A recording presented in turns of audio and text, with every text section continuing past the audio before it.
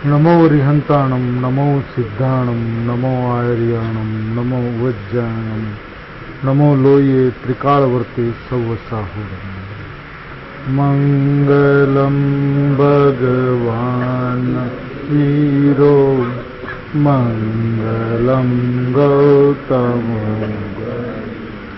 मंगलम कुंद कुंदयो जैन धर्मोऽस्तु सर्वमंगल्यमांगल्यं सर्वकल्याणकारकं प्रदानं सर्वधर्माणां जैनं जयतु शासनम् ओंकार बिंदु संयुक्तं नित्यं ध्यायन्ति योगिनः कामदं मोक्षदं चैव ओंकाराय नमो नमः नमः समयसाराय स्वानुभूत्या चकासते चित्स्वभावाय भावाय सर्वभावान्तरचिदे अज्ञानतिमिरान्धनं ज्ञानाञ्जनशलाकया चक्षुरुन्मीलितं येन तस्मै श्रीगुरु आत्मा ज्ञानं स्वयं ज्ञानं ज्ञानाद् अन्यत् करोति परभावस्य तरतात्मा मोहोऽयं व्यवहारिणं मंगलमय मंगलकर वीतराग विज्ञान नमो ताहि जाते भय हरियंतादिमः। ओम नमः सिद्धेभ्य नमः सिद्धेभ्य नमः सिद्धेभ्य।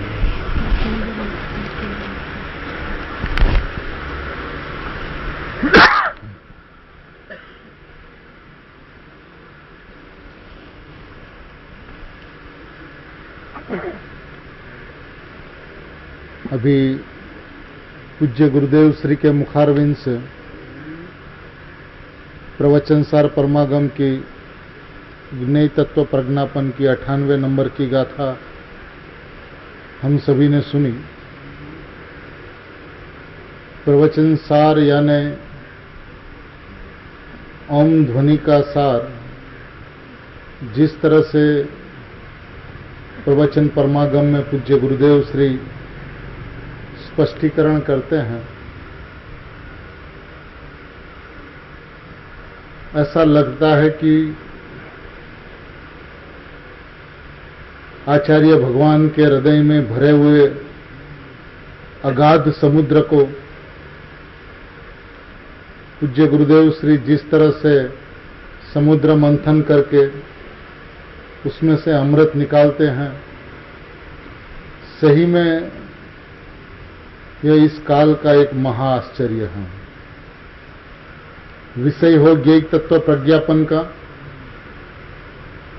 वो उसके अंदर में शरीर की बात ना करे, कर्म की बात ना करे, राग की बात ना करे, पर्याय से रहित की बात करे, गुण भेद से रहित की बात करे,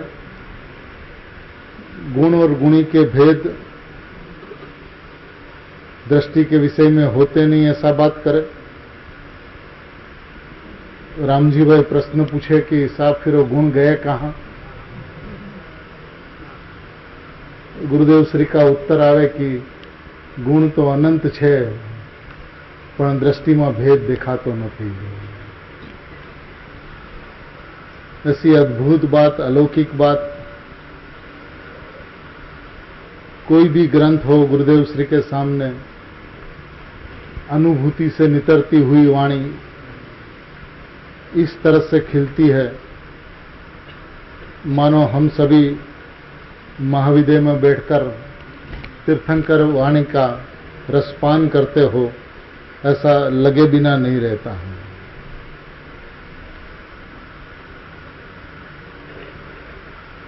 यहाँ पर पूज्य सोगानी जी की तत्व चर्चा में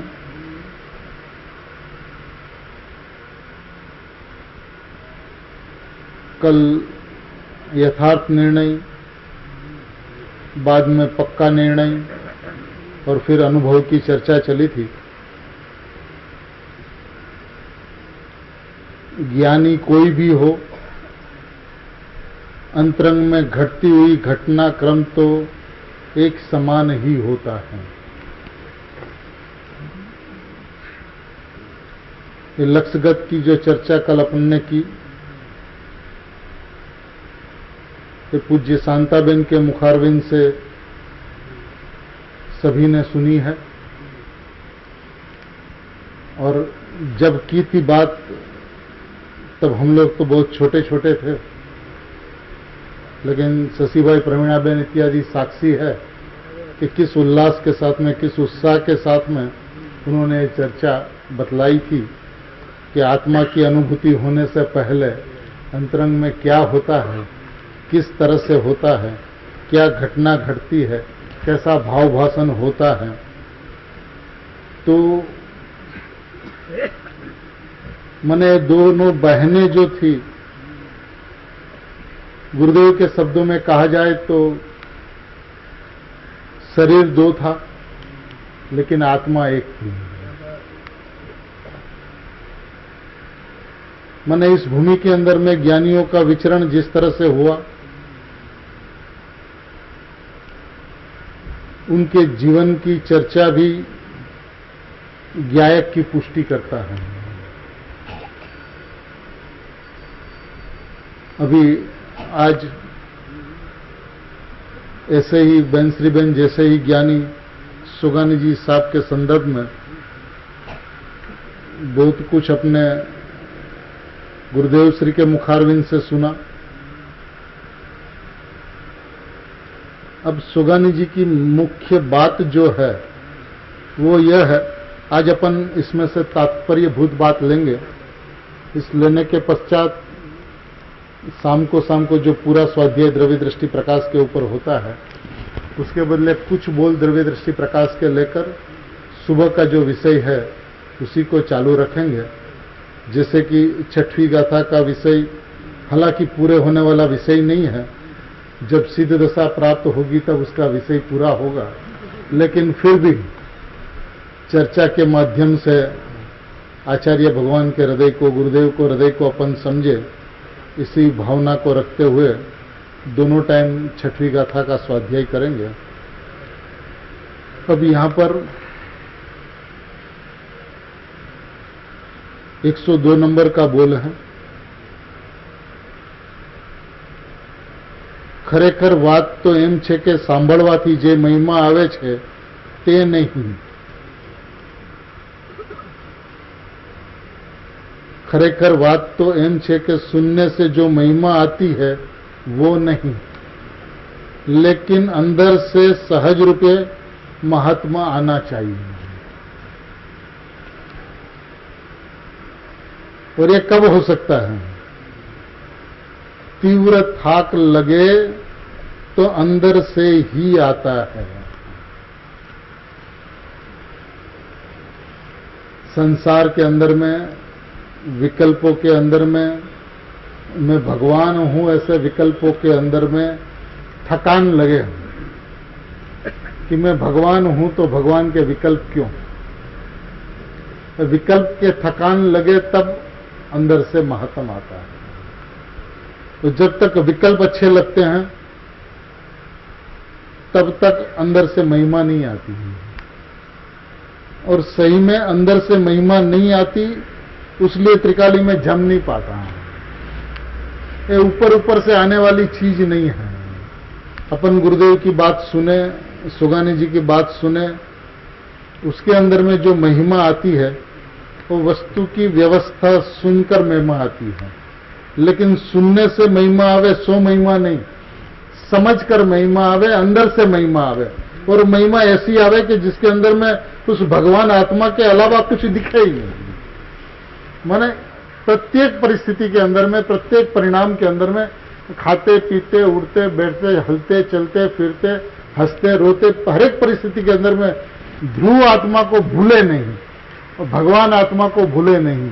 बस भगवान आत्मा ही भगवान आत्मा, मैं ही मैं, मैं ही मैं, मैं ही मैं, मैं ही मैं, अंदर में सतत धारावाही लगातार निरंतर चलता रहे, उसका नाम अंतर का महत्व है।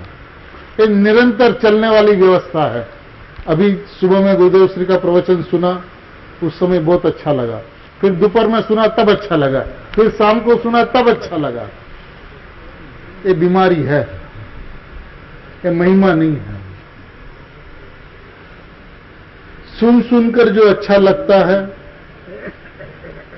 उसके अंदर में आत्मा संबंधी खोज नहीं है, आत्मा की शोध नहीं है। आत्मा की खोज हो, आत्मा की शोध हो और अंतरंग से महिमा ना आवे, ऐसा बनता नहीं है। अंतरंग से महिमा आवे और अंतरंग में जमे नहीं, ऐसा बनता नहीं है। और उसी के लिए 101 नंबर के बोल में क्या कहा सुन लीजिए।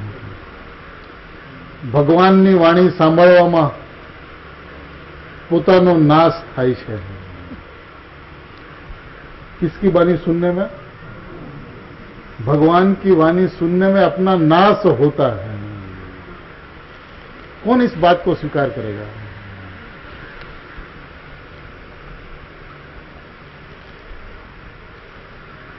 इतना ही नहीं कहा, उससे आगे भी कुछ कहा। जैसे स्त्री का विषय है उस तरह यह भी एक विषय है।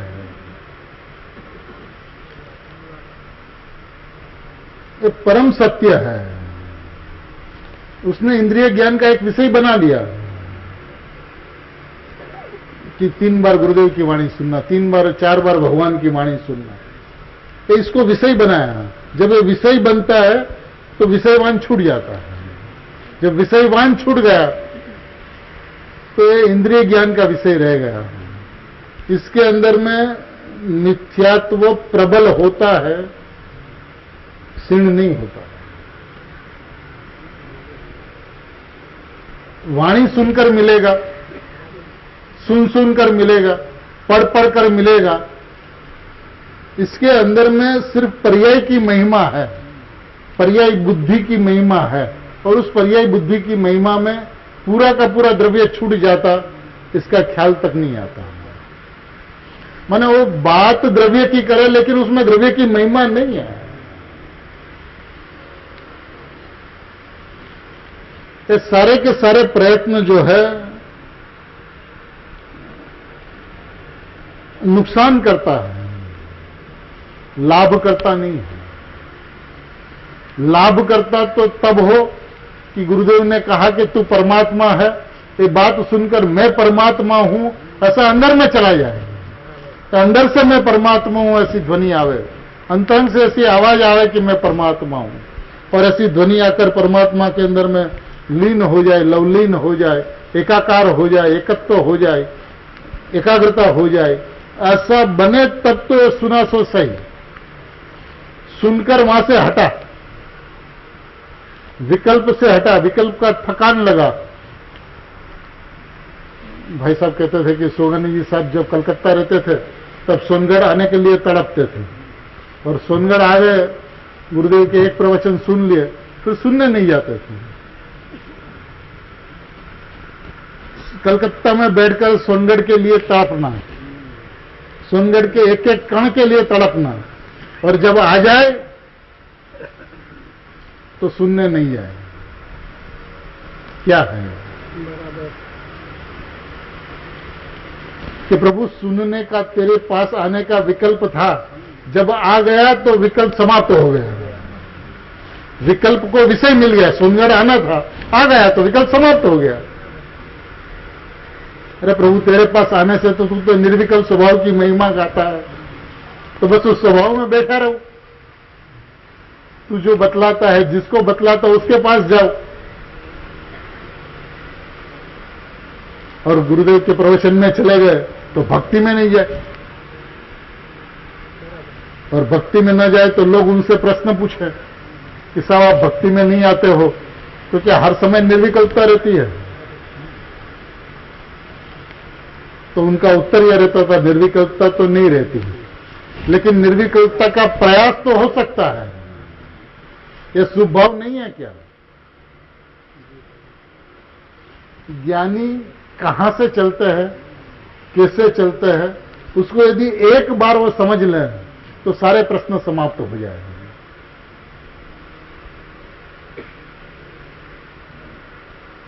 एक 104 मैंने सारी बात श्रवण के माध्यम से है।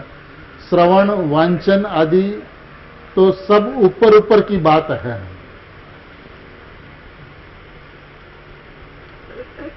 सुनना वांचन आदि तो सब ऊपर ऊपर की बात है, अंदर से सहज रूप भाव आना चाहिए।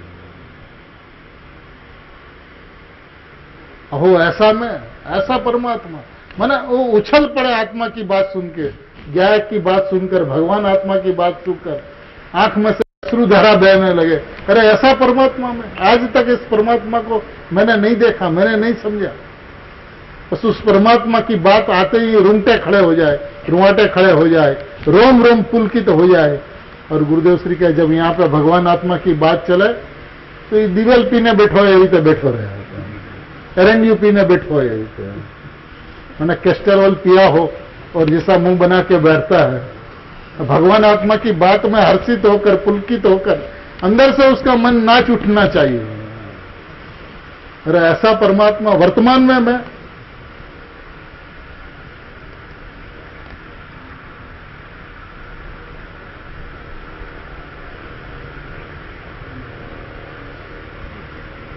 एक 110 नंबर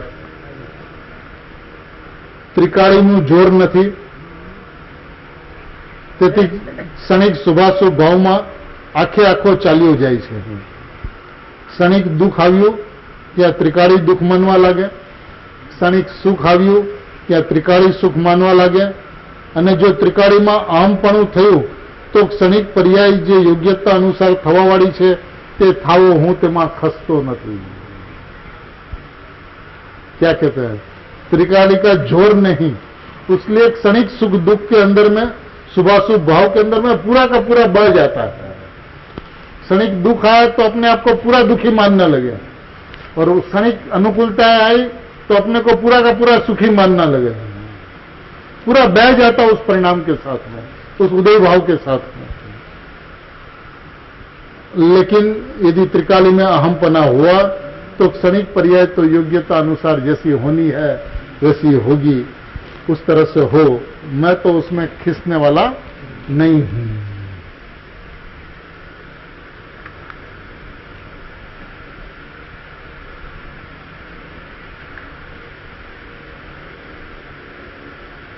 एक 124 આખરમાં ગમે તેટલું સાંભળો પણ સુખ તો અહીંથી જ શરૂ થાય છે। આ થોડું સાંભળી લઉં તેમાં શું નુકસાન છે, પછી અંદરમાં જઈશ, તે વાત ठीक नहीं। आखिर में कितना भी सुनो, लेकिन सुख तो यहां अंतरंग में से उत्पन्न होता है। तो थोड़ा सुन लो, उसमें नुकसान क्या है? अभी गुरुदेव की बात सुन लेते हैं, उसमें नुकसान क्या है, फिर अंदर में जाएंगे तो कहते ये बात ठीक नहीं है। एक समय की ज्ञान पर्याय में विचार कर करके क्या मिलेगा? त्रिकाली के तरफ जोर देने से क्षणिक पर्याय की एकता छूटकर सुख मिलेगा।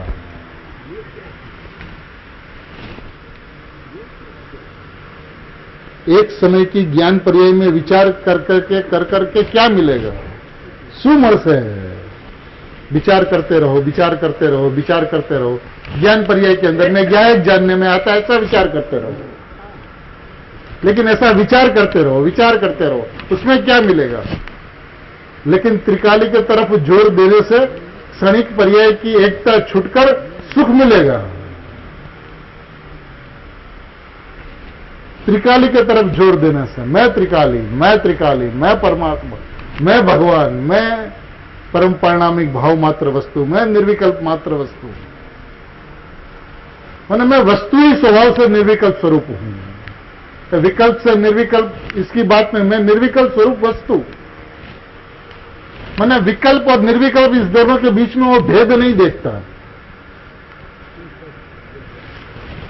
जिसे विकल्प अठिक और निर्विकल्पता ठीक लगती है उसको पर्याय की प्रीति है। विकल्प हो या निर्विकल्प, मैं तो निर्विकल्प स्वरूप वस्तु हूं, स्वाभाविक निर्विकल्प वस्तु हूं, है ना। समयसार कलश टीका के अंदर में 252 नंबर के कलश में स्वद्रव्य की परिभाषा क्या की? निर्विकल्प मात्र वस्तु ते स्वद्रव्य। निर्विकल्प मात्र वस्तु, निर्विकल्प मात्र वस्तु, वस्तु निर्विकल्प, निर्विकल्प मात्र। माने विकल्प से निर्विकल्प होने की बात नहीं है। विकल्प बैठ जाए, विकल्प दब जाए और निर्विकल्पता हो जाए उसकी बात नहीं है। ये दोनों को तो एक कोटि में रखा। माने शुभाशुभ परिणाम हो या शुद्ध परिणाम हो, इस दोनों से मेरे को कोई अंतर नहीं पड़ता है। इससे मेरे को कोई प्रयोजन नहीं। माने इतना जब निष्प्रह हो, परिणाम की योग्यता को समझते हुए, परिणाम की क्रमबद्धता को समझते हुए, परिणाम होने योग्य होते हैं ऐसा समझते हुए, परिणाम के अंदर में विकल्प हो या निर्विकल्प, शुभाशुभ हो या शुद्ध, इस दोनों से मेरे को कोई अंतर नहीं पड़ता। मैं तो निर्विकल्प मात्र वस्तु हूं, ऐसा स्वभाव में जोर देने से सुख का फुहारा फूटेगा।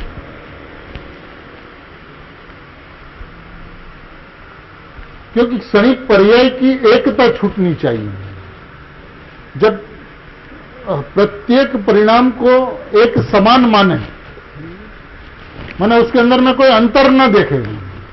जब परिणाम के अंदर में उसको अंतर दिखता है कि ये परिणाम ठीक नहीं और ये परिणाम ठीक, विकल्प ठीक नहीं और निर्विकल्प अच्छा, तो जिसे विकल्प से निर्विकल्प अच्छा लगा उसे शुद्ध त्रिकाल स्वभाव अच्छा नहीं लगा।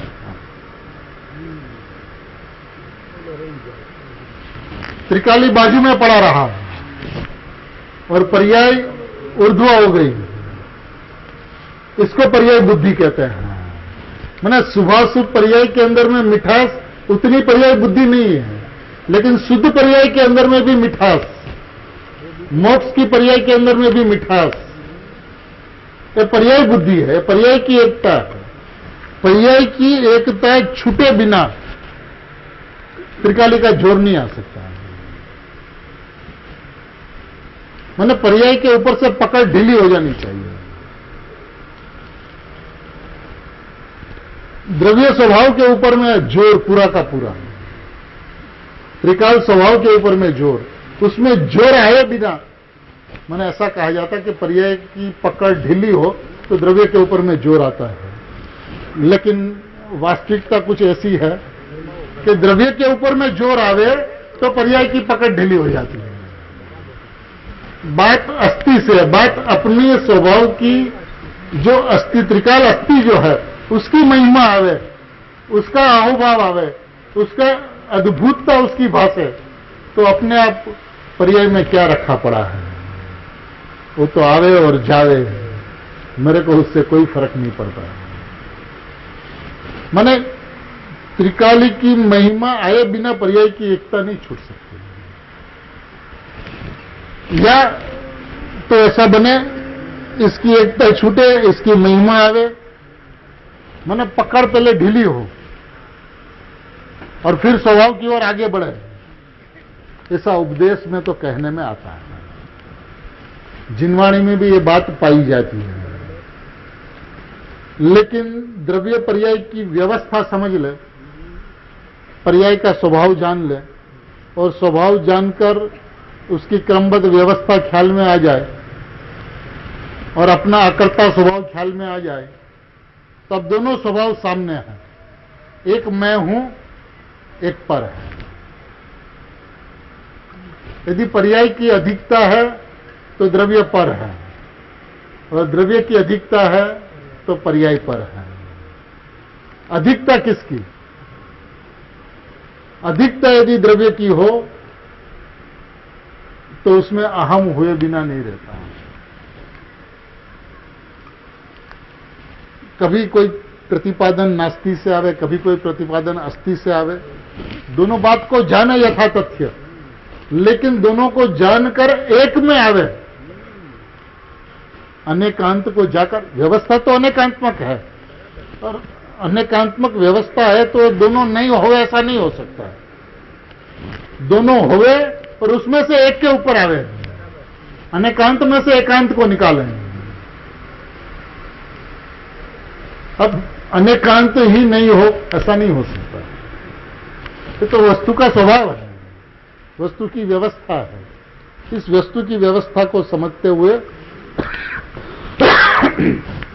इस दोनों व्यवस्था को, द्रव्य पर्याय की व्यवस्था को समझते हुए उसमें से एकांत को निकालें, निश्चय को निकालें, अध्यात्म को निकालें, वो आत्मार्थी, वो मुमुक्षु है।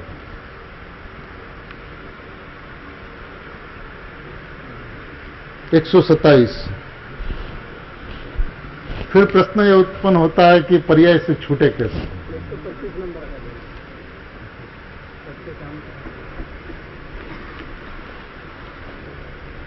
125 में प्रश्न है, वर्तमान ज्ञान वेदन ख्याल में आता है, उस रीत त्रिकाली सत ख्याल में क्यों नहीं आता? उघाड़ में तो युक्ति वगैरह से आता है, परंतु अंदर से क्यों नहीं आता है? उत्तर, जो उघाड़ में न्याय से ख्याल में आता है, उस ख्याल वाली ज्ञान पर्याय भी कोई आधार पर खड़ी है। जिस ज्ञान पर्याय के अंदर में ख्याल में आता है, वो ज्ञान पर्याय किसी आधार पर खड़ी है। तो आधार वाली वस्तु क्या है, उसे देखकर उस आधार वाली शक्ति में थंब जाना, रुक जाना, प्रसर जाना, वही सत स्वभाव है। एक ज्ञान पर्याय किसी की धरा पे खड़ी है। अब जिसकी धरा पे खड़ी है उसको जानकर, उसको पहचान कर उसके अंदर में प्रसर जाना, ज्ञान पर्याय में नहीं प्रसरना। और जिस आधार पे खड़ी है उस आधार पे प्रसर जाना, स्तंभ पे प्रसर जाना, थंबी जाऊं, प्रसरी जाऊं, तेज सत स्वभाव है। ये जानने वाली जो बात ख्याल में आती है ना, वो ज्ञान पर्याय में जिसमें ख्याल में आती है, तो ज्ञान पर्याय कहां से आई, उसको किसका आधार है? इस ज्ञान पर्याय को ज्ञानवान का आधार है। अभी जो ज्ञानवान जो है, उस ज्ञानवान के अंदर में प्रसर जाना, माने पर्याय जिसके ऊपर खड़ी है उसको देखकर ज्ञान पर्याय को भूल जाना, माने उसको पकड़ के अंदर तो गया। जानना जानना जानना है उनका स्वभाव है, तो उस स्वभाव को पकड़ के अंदर गया। जानना से ज्ञान पे, ज्ञान से ज्ञायक पे, अंदर तो गया। लेकिन अंदर जाकर क्या करना? पर्याय को भूलना, और जिसके अंदर गया उसमें प्रसर जाना, उसमें फैल जाना, उसमें थंबी जाना, उसमें बह जाना, उसमें रुक जाना, उसमें जम जाना, उसमें पलाठी लगाकर बैठ जाना। यह विधि है ना। अपन यदि प्राइम मिनिस्टर से अपनी अपॉइंटमेंट हो और अपन प्राइम मिनिस्टर हाउस में जावे, तो गेट पे जो सिक्योरिटी हो वो पूछता है, अपन को कोड नंबर दिया गया, अपन बताते हैं, वो सिक्योरिटी आइए साहब आइए आइए, तो ले चलता है। कहां तक? उसकी ताकत है क्या प्राइम मिनिस्टर के घर पे जाने की? तो दरवाजे पे छोड़ देगा, साहब पधारो आप। अरे आप चलो, गेट से आप इतनी आगता स्वागता कर आप हमें लेके आए, चलो आप साथ में। बोला आप जाओ, मेरा काम तो यहां पूरा हो गया है। जानना, ऐसा जो ज्ञान पर्याय का स्वभाव, उस जानना पकड़ में आता है। गुरुदेव श्री के पास में बच्चे लोग जाते थे, साहब आप ध्यान करने का बोलते हैं, हम ध्यान करते हैं, लेकिन ध्यान में खाली अंधेरा दिखता है। तो अब क्या करें? तो गुरुदेव श्री का उत्तर देता था, ये अंधेरा दिखता है, वो जाना किसने? ये अंधेरा को जानने वाला जो है ना, वो ज्ञान है, वो आत्मा है। बस उस ज्ञान को पकड़ के आत्मा तक चला चल। तो माने जो प्रकट है उस प्रकट से अप्रकट के ले जाने की विधि बतलाई जाती है, लेकिन जो परिणाम प्रकट है उसको थोड़े तक अंदर जाकर उसको छोड़ना, और जिसमें जमना है उसमें फैल जाना, प्रसर जाना, उस पर्याय को बाहर रहने देना। तो पर्याय में आत्मा नहीं आता, बस वो पर्याय द्रव्य के समीप रहती है, द्रव्य में नहीं रहती। द्रव्य के साथ में उसको संयोग संबंध है, स्वभाव संबंध नहीं है।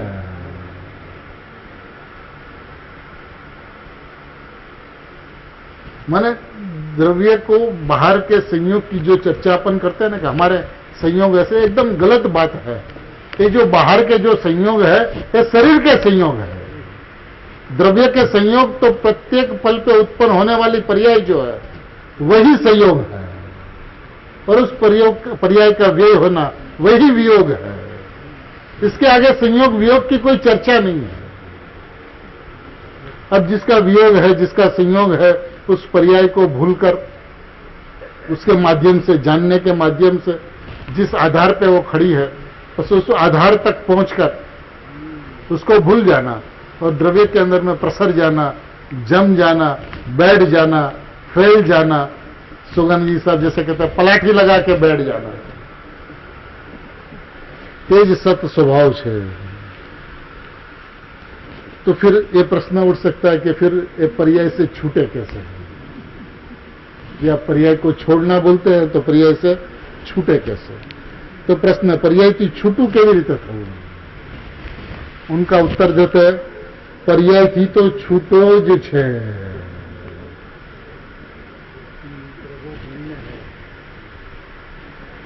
छूटा ही है। पर्याय से भगवान भिन्न है, सदैव भिन्न है, सदाई भिन्न है, त्रिकाल भिन्न है, छूटा ही पड़ा है। पर्याय में द्रव्य कभी नहीं आता। पर्याय द्रव्य को स्पर्श तक नहीं कर सकती, और स्पर्शते हुए भी अस्पर्श रहती। ऐसी कोई अलौकिक पर्याय की स्थिति है। स्पर्शते हुए भी अस्पर्श रहती है, फिर भी स्पर्श नहीं करती, स्पर्श करते हुए स्पर्श नहीं करती। त्रिकाली तो पर्याय में आवतो ज नहीं, परंतु पर्याय में एकता करी राखी है, ते एकता त्रिकाली में स्थापवानी है। पर्याय में एकता कर रखी है, तो बस ऐसी एकता त्रिकाली में करने की है। जो छूटा पड़ा उससे छूटना क्या, और उससे छूटने का अभिप्राय, ये बात को सिद्ध करता है कि उसको आपने ग्रहण किया था। तो इसके अंदर में दर्शन मोह की प्रबलता होती है, दर्शन मोह क्षीण नहीं हो सकता। माने पर्याय से छूटना है, पर्याय से भिन्न होना है, तो उसका मतलब यह है कि पर्याय को उन्होंने ग्रहण किया था, पर्याय को उसने पकड़ा था। अब व्यवस्था यह है कि तो छूटी पड़ी है, पर्याय में द्रव्य आता ही नहीं, तब जो छूटी पड़ी है उससे छूटना क्या? जो छूटी है उसको छूटी जान। छूटना नहीं है, छोड़ना नहीं है। ऐसा ऐसा कहने में आता है कि भाई पर्याय ने छोड़, ऐसा भी आता है कि पर्याय के ऊपर से दृष्टि छोड़। तो ठीक है, दृष्टि छोड़, ये बात ठीक है, लेकिन पर्याय को छोड़ माने तो पर्याय छूटी पड़ी है ऐसा तो जान। स्वभाव से, क्योंकि उनका स्वभाव भिन्न है। पर्याय का स्वभाव भिन्न, द्रव्य का स्वभाव भिन्न। जो द्रव्य का स्वभाव है वो पर्याय का स्वभाव नहीं है, और जो पर्याय का स्वभाव है वो द्रव्य का स्वभाव नहीं। जब भावे भिन्नता है, भावे भिन्नता है, तो फिर द्रव्य से भिन्नता, क्षेत्र से भिन्नता, काल से भिन्नता, भाव से भिन्नता, सभी तरह से अनंत चतुष्टय से भिन्नता है। स्वचतुष्टय पर चतुष्टय, द्रव्य क्षेत्र काल भाव से द्रव्य पर्याय के बीच में भिन्नता है।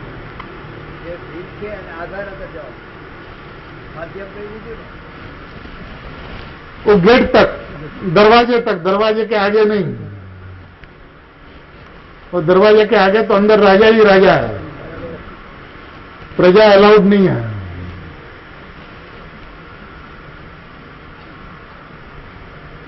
अब समझाने के लिए क्या समझाएंगे।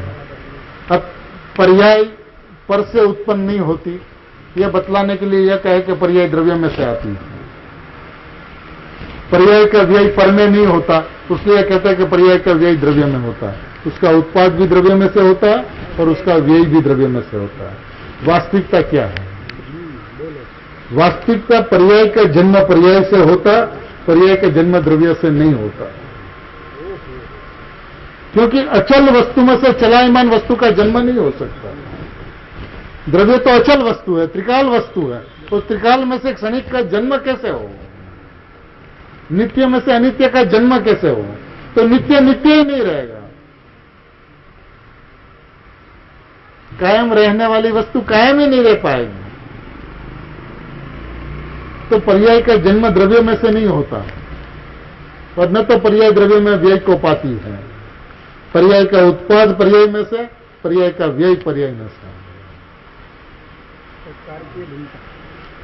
क्योंकि ये जो द्रव्य जो है ना, वो परम परिणामिक भाव उनका लक्षण है।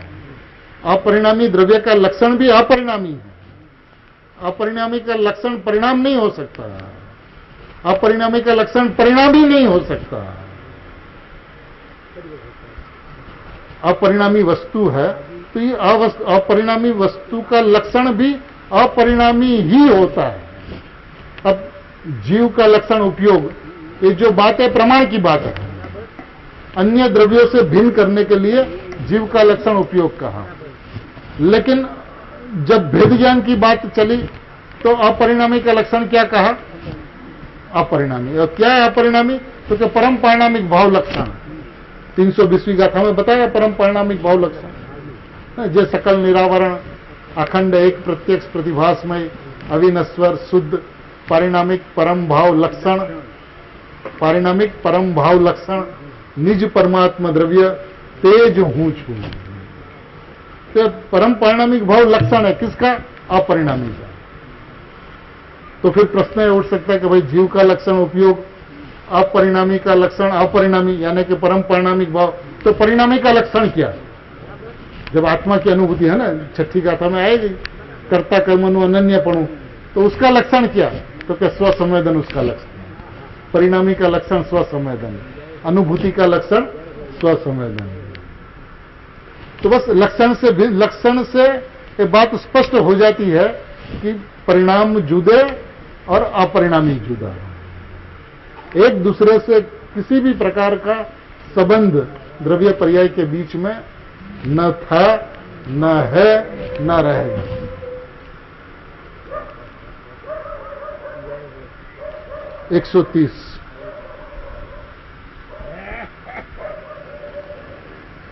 જ્યારે મુનિઓ પોતાના માટે શાસ્ત્રમાં રમતી બુદ્ધિને વ્યભિચાર માને છે,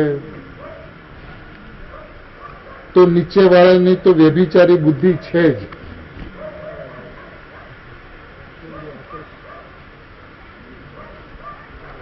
मुनिराज 6वें 7वें गुणस्थान के अंदर में जुलने वाला, वो भी ये कहते हैं कि ये शास्त्र में रमने वाली जो हमारी बुद्धि है, ये शास्त्र लिखने का विकल्प आया, ये हमारी बुद्धि व्यभिचारणी है।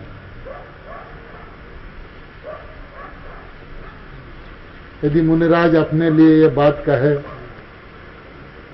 तो नीचे की भूमिका वाले की तो क्या बात करे, उसकी तो बुद्धि व्यभिचारणी है ही।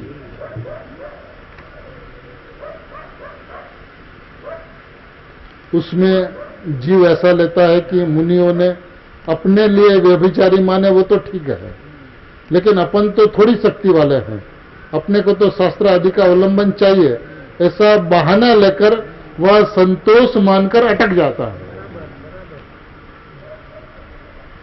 वो अपनी तो शक्ति नहीं है, कम शक्ति है, उतने उपयोग की स्थिरता ही नहीं है, सम्यक ज्ञान हुआ नहीं है। तो फिर अपने तो शास्त्र स्वाध्याय इत्यादि के अंदर में अपना लक्ष्य रहना चाहिए। ऐसा बहाना बनाकर संतोष कर लेता है, तो संतोष करके अटक जाता है। पहलाમાં પેલું તો ત્રિકાળીમાં પ્રસરી જવાનું છે, તે જ સર્વપ્રથમ કરવાનું છે।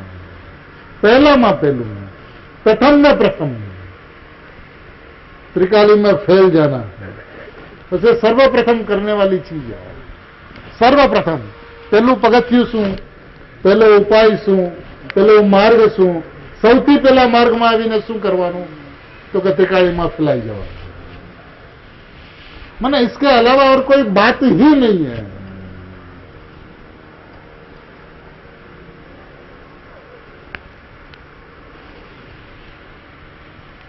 ज्ञानियों भी जो शास्त्र स्वाध्याय नहीं करता हो उसे कहे कि आपको शास्त्र स्वाध्याय करना ही चाहिए।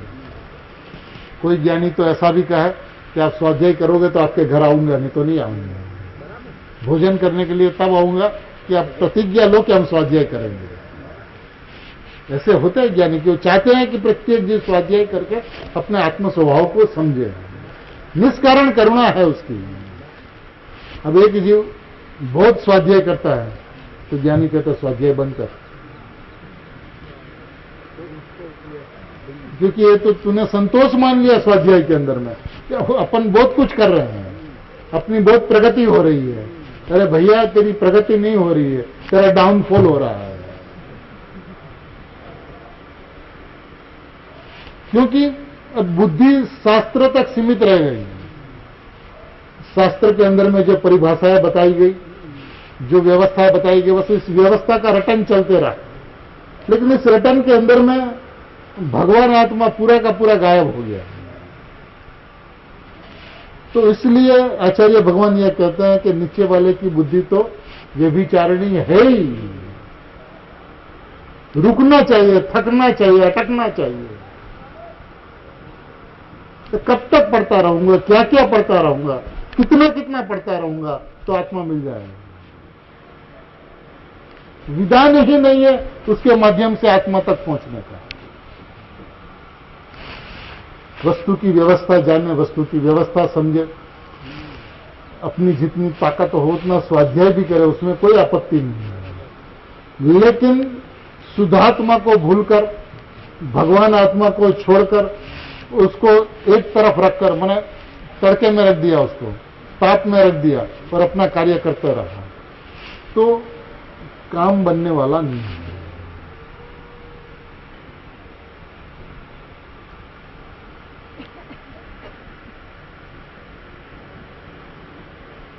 (133)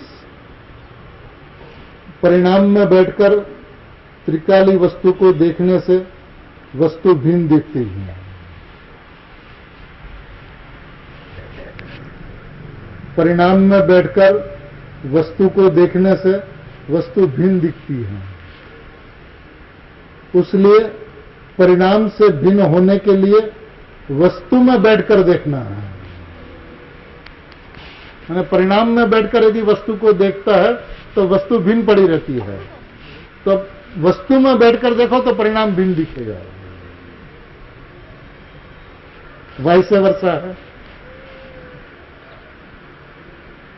परिणाम से भिन्न होने के लिए क्या करना, तो वस्तु में बैठ जाओ तो भिन्न दिखेंगे। परिणाम में बैठकर देखते हो तो वस्तु भिन्न दिखती है, वस्तु में बैठ जाओ तो परिणाम भिन्न दिखेंगे। तो उसका मतलब यह होता है कि आज तक वो वस्तु में नहीं बैठा, मैंने जितनी भी बातें की, जितनी भी चर्चाएं की, जितना भी स्वाध्याय किया, जितना भी गुरुदेव के प्रवचन सुने, तो सब पर्याय में बैठकर पर्याय का घुटन करते रहा। वो चिंतन मनन में पर्याय का चिंतन मनन चलता रहा, द्रव्य का कुछ भी नहीं चला। मैंने द्रव्य का यदि एक समय के लिए चल जाए तो सुख और आनंद की उत्पत्ति हुए बिना नहीं रहा। मैंने प्रश्न सिर्फ एक समय का है, लंबा समय नहीं लगता उसमें।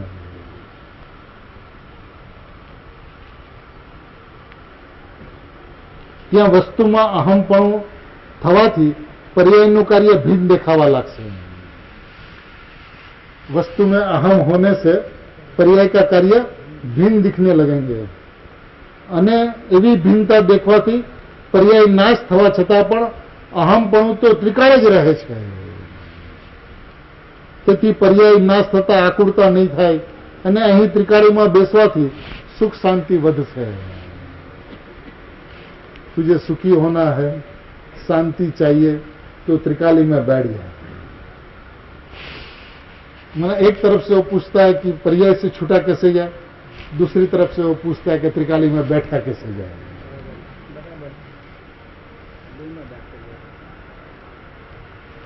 त्रिकाली में बैठने के लिए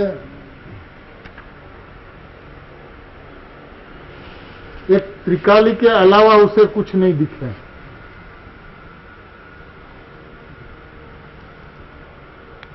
प्रत्येक समय निरंतर एक ध्रुव स्वभाव के अलावा यदि कुछ नहीं दिखे, माने पर्याय अवस्तु दिखे, केवल ज्ञान अवस्तु दिखे, मोक्ष अवस्तु दिखे, तो द्रव्य स्वभाव वस्तु दिखे बिना नहीं रह सकते। अब उनका तो तात्पर्य है मोक्ष को प्राप्त करना, तो वस्तु अवस्तु बनी रहती है, क्योंकि पर्याय उसके लिए वस्तु है। मकसद पर्याय को प्राप्त करना सो है। मकसद मैं अपरिणामी हूं या नहीं है, इसलिए कार्य सरल होने के बावजूद भी आज कठिन हो पड़ा है, क्योंकि ये बात उसके गले नहीं उतरती कि इतनी सरलता से आत्मा की अनुभूति हो सकती है, ये बात उसको मानने में नहीं आती। विश्व के अंदर में सर्वोत्कृष्ट सरल यदि कुछ है, सर्वोत्कृष्ट सरल यदि कुछ है, तो वो आत्मा की अनुभूति है।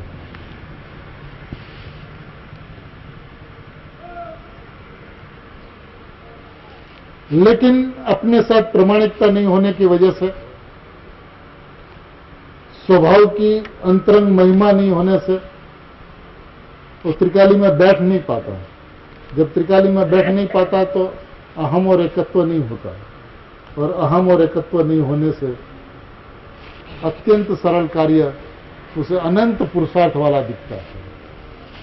देखिए, आत्मा की अनुभूति में अनंत पुरुषार्थ है, नहीं है ऐसा नहीं है, लेकिन वो अनंत पुरुषार्थ माने क्या कि मैं परमात्मा हूं, वो सच 100% सच माने, ये अनंत पुरुषार्थ।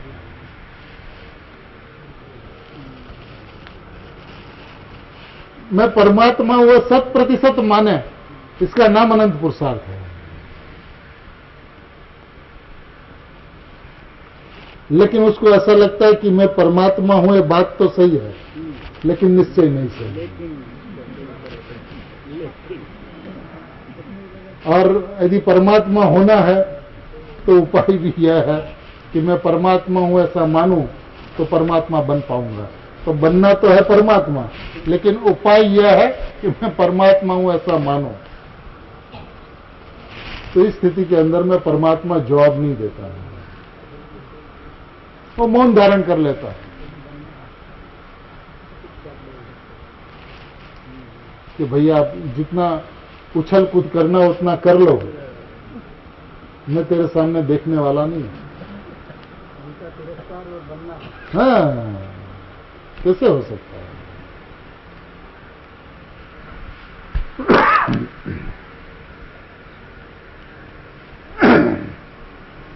140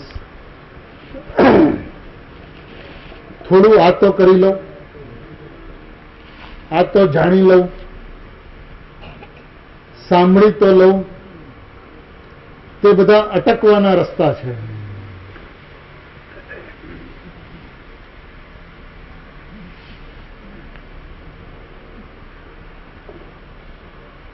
थोड़ा ये कर लो, थोड़ा ये जान लूं, सुन तो लूं, ये सब अटकने के रास्ते हैं। असंख्य प्रदेश में प्रसर कर पूरा व्यापक होकर स्थिर रहो न।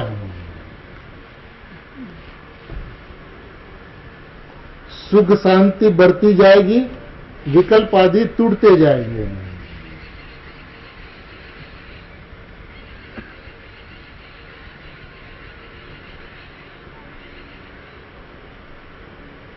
आत्मा की बात सुनने में क्या आपत्ति है? क्योंकि इतनी आपत्ति है कि खाली तुम रुकते हो, अटकते हो, फंसते हो, बस इसके अलावा और कोई आपत्ति नहीं।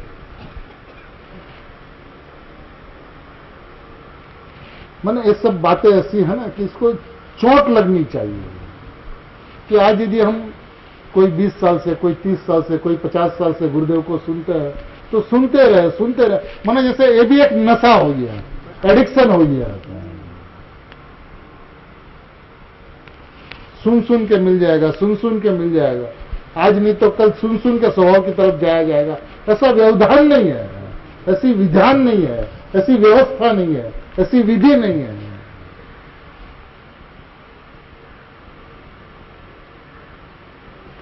गुरुदेव श्री को समय सार मिला और कितने समय के अंदर में अनुभूति हो गई? 2-2.5 महीने लगे। श्रीमद जी को समय सार मिला, अनुभूति हो गई। बहन श्री को गुरुदेव मिले, अनुभूति हो गई। बहन को गुरुदेव मिले, अनुभूति हो गई। सोगानी जी को गुरुदेव मिले, अनुभूति हो गई। तो आज बाकी लोग रुकते कहां पर है? ये विचारणीय विषय नहीं है क्या? क्यों ये रुकता अटकता फंसते चला जा रहा है? क्योंकि उसे स्वभाव की तीव्रता आज तक भाषित ही नहीं हुई। स्वभाव का महात्म आज तक भाषा ही नहीं, और स्वभाव का महात्म नहीं भाषने की वजह से ये सारा का सारा प्रयत्न उसका व्यर्थ चला जाता है। पुण्य का थोक बंधता है यदि इसको प्रीतिपूर्वक सुने तो। ये मिला था पुण्य के थोक से, धंधा तो वही का वही चालू रहा, अंतर क्या पड़ा? माने व्यापार की प्रवृत्ति बंद होनी चाहिए। सुनना, सुनाना, भगवान की वाणी सुनना, ये सब विषय लगना चाहिए, बेकार लगना चाहिए।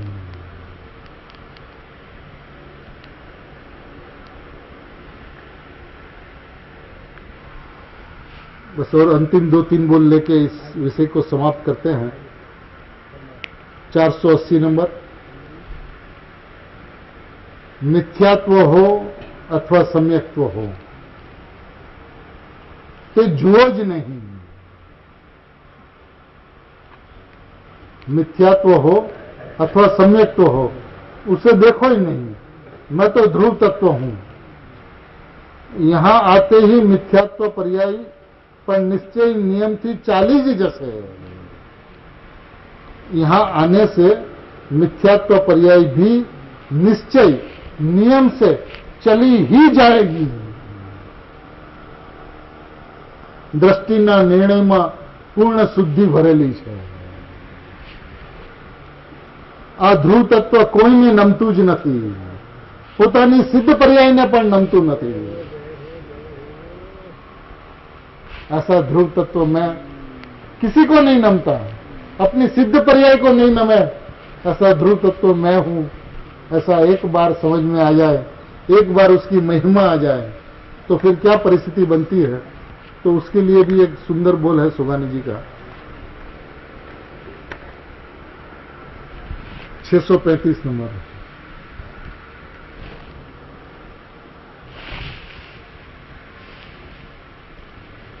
सम्यक दर्शन पहला अपनी केवी दशा आती है।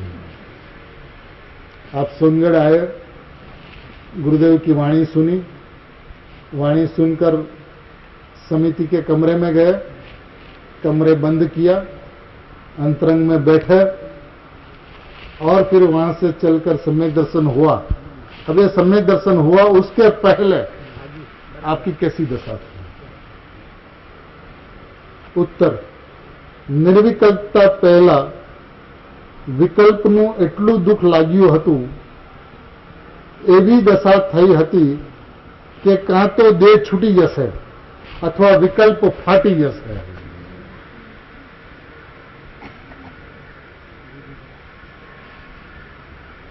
निर्विकल्पता के पहले विकल्प का इतना दुख लगा था, ऐसी दशा हुई थी कि या तो देह छूट जाएगा या विकल्प फट जाएगा, इसके अलावा तीसरी बात कुछ होने वाली नहीं है. देह छूट जाए या विकल्प फट जाए, इतना विकल्प के अंदर में दुख मैंने सहा न जा सके. कहां तक सहा न जा सके कि अब तो इतने हद तक बर्दाश्त नहीं होता कि या तो अभी देह छूट जाएगा या तो विकल्प फट जाएगा. तीसरी कोई घटना घटने वाली ही नहीं. ये सम्यक दर्शन पहले की अपनी स्थिति का वर्णन उन्होंने किया.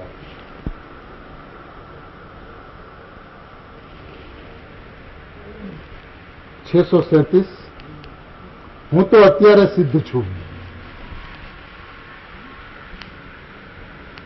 હું તો અત્યારે સિદ્ધ છું. मैं तो अभी सिद्ध हूं. 14वां गुणस्थान होगा, फिर सिद्धालय में जाने का होगा, क्षेत्रांतर इत्यादि भी होगा, परंतु ये सभी कार्यों पर्याय में होगा. पर्याय के कार्यों पर्याय में होते हैं, मेरे में नहीं. मैं तो अभी भी सिद्धालय में ही बैठा हूं.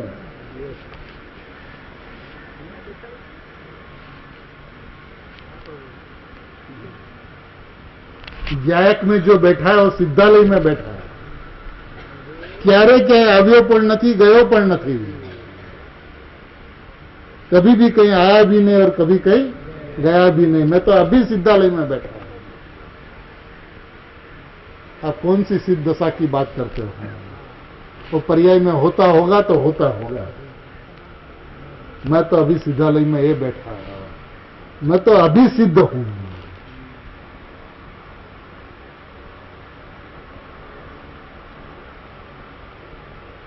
देखिए उसके बाद का भी प्रश्न, माने मुमुक्षु जीव का घूम फिर के एक ही प्रश्न आता है. प्रश्न पूछते पुरुषार्थ केम करवो? હું વર્તમાનમાં જ અનંત વીર્યનો પિંડ છું, એ જ પુરુષાર્થ છે. मैं वर्तमान में ही अनंत वीर्य का पिंड हूं, अनंत वीर्य का घन पदार्थ हूं. यही पुरुषार्थ है. मैंने अपने को तो अंदर में जाकर विकल्पों को कसरत दी जाए 2 घंटा 4 घंटा 6 घंटा, तो ऐसा लगता है कि बहुत पुरुषार्थ किया. तो पुरुषार्थ का स्वरूप नहीं है. मैं वर्तमान में ही अनंत वीर्य का पिंड हूं, यही पुरुषार्थ है. तो फिर वो प्रश्न पूछता है, दृष्टि तो फेरवવાની છે ને?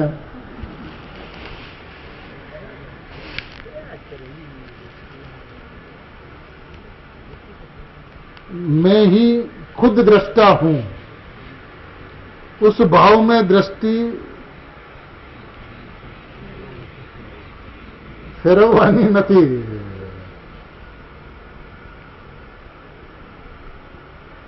હું જ ખુદ દ્રષ્ટા છું, તે ભાવમાં દ્રષ્ટિ ફેરવવાની નથી. વર્તમાનમાં જ કૃત્ય છું, તેમાં કંઈ કરવાનું નથી. कुछ नहीं करना, दृष्टि नहीं फेरना. मैं खुद ही दृष्टा हूं, मैं खुद ही भगवान हूं, इसका नाम दृष्टि फेरना. मैं अनंत पुरुषार्थ का पिंड हूं, उसका नाम अनंत पुरुषार्थ है.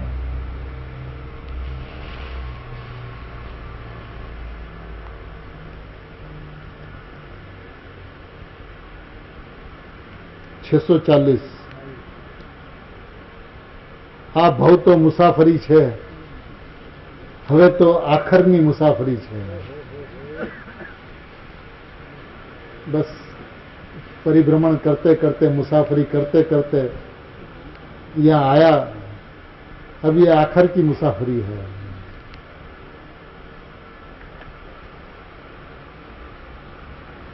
644 शाम का समय प्रस्ताव दिया गया सुगानी जी साहब को, आप हमारे साथ गुरुदेव के पास आएंगे? आप हमारी साथे गुरुदेव पासे आवशो? उत्तर, आप जाओ, मैं तो गुरुदेव ने अहिया बेसाड़ी दीधा छे।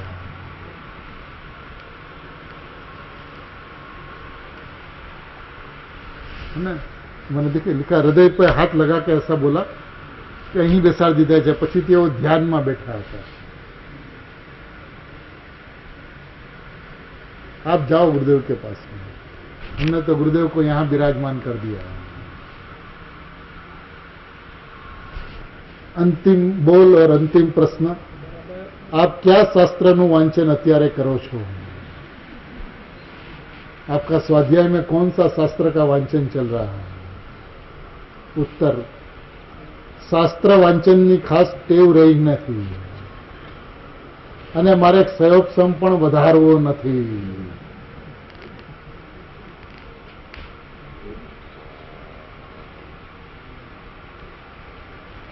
ये जो ज्ञानी के लक्षण है, ये लक्षण आत्मार्थी के होने चाहिए।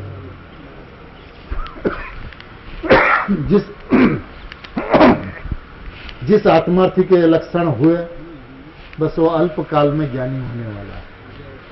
सभी आत्मार्थियों के अंतरंग में एक से लक्षण प्रस्फुटित हो, जिस लक्षण के माध्यम से लक्ष्य तक पहुंचते हुए मैं वर्तमान में ही सिद्ध हूं, ऐसा विश्वास, ऐसा ज्ञान श्रद्धान अंतरंग में उदित हो, इसी मंगल भावना के साथ में